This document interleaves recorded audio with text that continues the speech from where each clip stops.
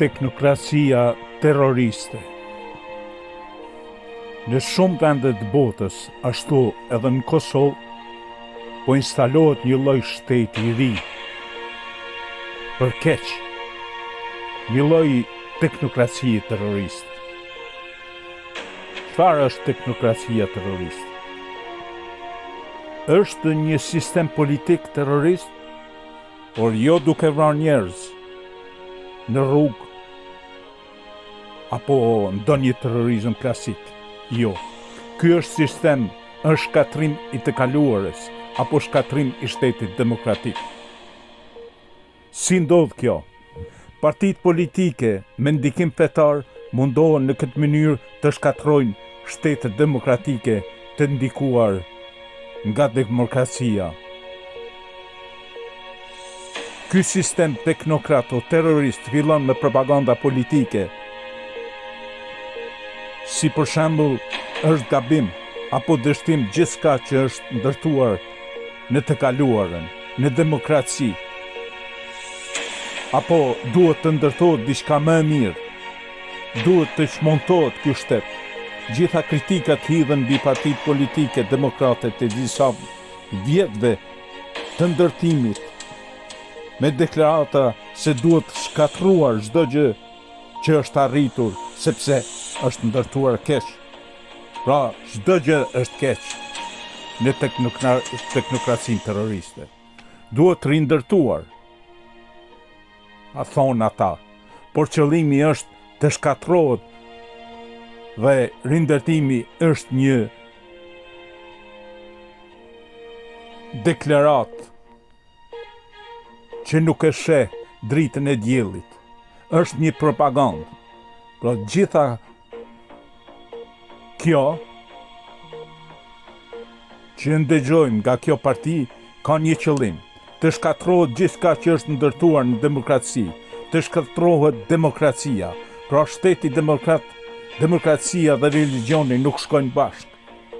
Vetëm duke shkatruar shtetet demokratike, religioni fiton hapësirë dhe instalohet dhe kërkon të realizohet si shtet. Korrupsioni merr hovë për ta shkatruar tregun e lirë. Nuk respektojnë ligjet dhe kushtetuta e shtetit. Religioni ju mbush gjepat këtyre partive teknokrate terroriste për të shkatruar çdo gjë.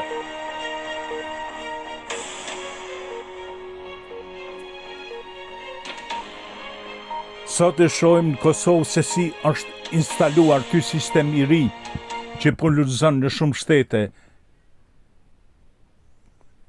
që duan ta shkatrojnë demokracinë. Kjo është një ide e turqëve e instaluar në Ballkan. Strategji politike në Ballkani turk që I imponohet disa shteteve si Kosova. Strategjitë e propozuara nga Cihat Özdemir me poshtë mund të grupohen në 3 tema. Cihat Özdemir është shkruas I strategjisë politike të një Ballkani turk. Është publikuar në një revistë turke Rënjët. E para gjë është që të sigurohet vazhdimi I pranisë turke në rajon, në vetbesim dhe prosperitet dhe siguri.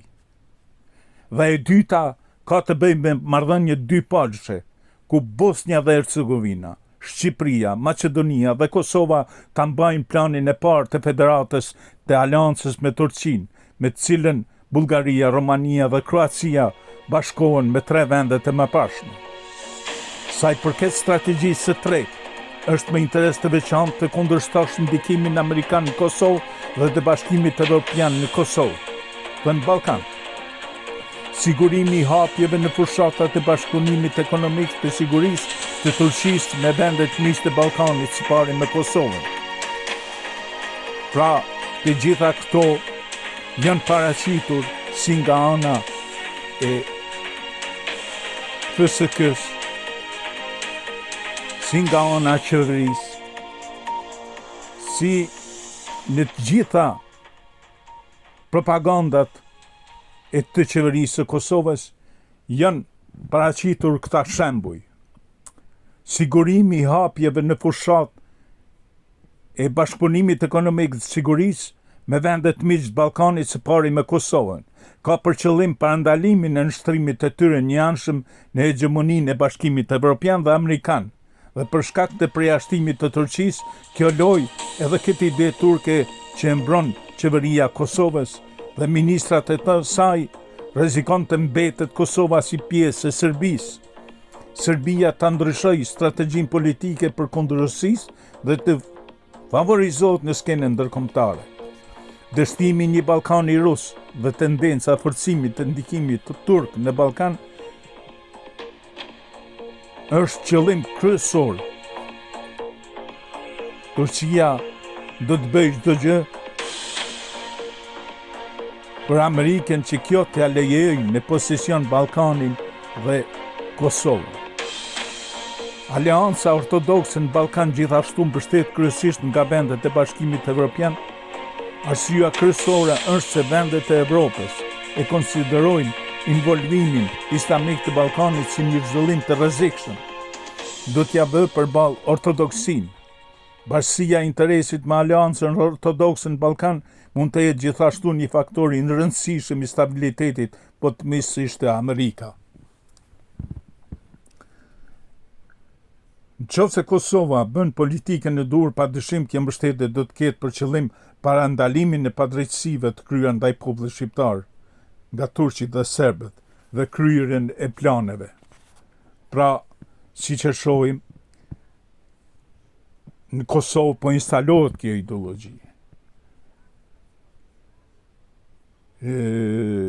Si kur ta lexojmë mes rreshtave të propozimeve të qeverisë së Kosovës, e shohim fort mirë se prishja raporteve me Amerikën dhe me Bashkinë Evropiane çon drejt një federate turke në Ballkan e sidomos në Kosovë.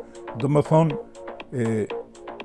nuk është e vërtet ajo që ka deklaruar dikur Kurti se bashkimin me Shqipërinë, Kosova, e ndalon kushtetuta. Mirë po e ndalon Turqia, sepse Turqisë nuk i konvenon ky plan i bashkimit të shqiptarëve. Pra, gjithë kjo tendencë që i ofrohet shtetit serb nga Bashkia Evropiane parasheh parandalimin e involvimit të Turqisë në Ballkan.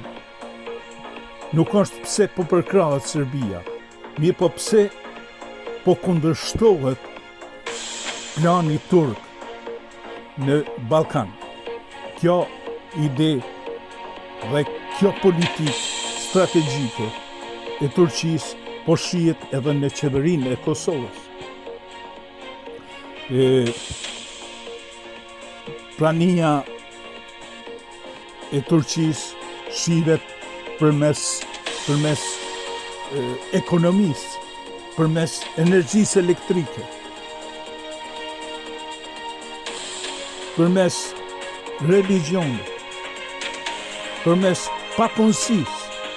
Papunësia është shkaku i kryesor sepse religioni përfiton nga kjo dhe krijon adept të ri në religion.